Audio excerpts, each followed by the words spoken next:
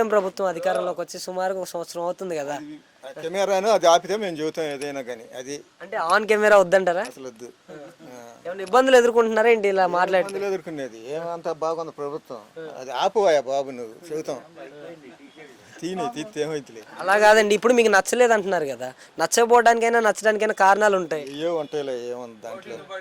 Red book అనే రాజ్యాంగం కొనసాగుతుంది ఆంధ్ర రాష్ట్రంలో.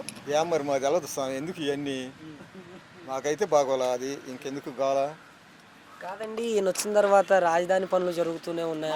మా ఊరికైతే ఫుల్ లాభమే, మా ఊరికి బ్రహ్మాండంగా లాభమే వచ్చింది, దానికేం రాలా.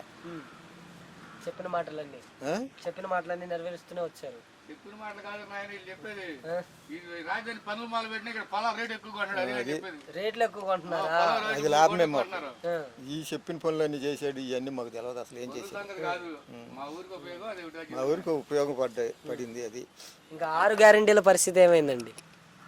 సూపర్ 6 ఇచ్చాడా? నువ్వు చెప్పు నాకు. అమ్మఒడి వచ్చినట్టుంది కదండి. అమ్మఒడి వచ్చింది కదా అయ్యి.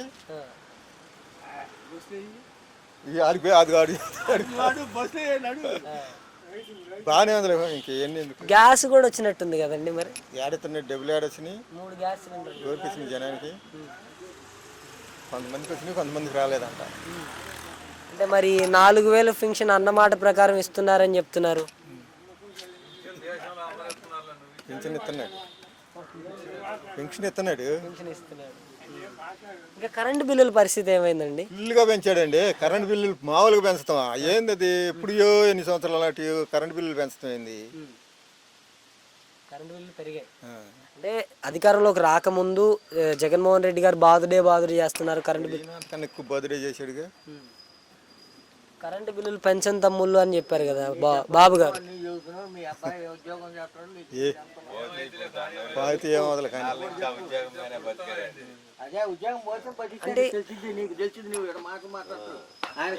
సార్, ఫైనల్ గా మిమ్మల్ని ఇబ్బంది పెట్టాలని నేను అనుకోను.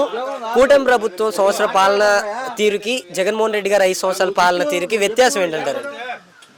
చంద్రబాబు పరిపాలన ఫుల్ బ్రహ్మాండంగా ఉంది.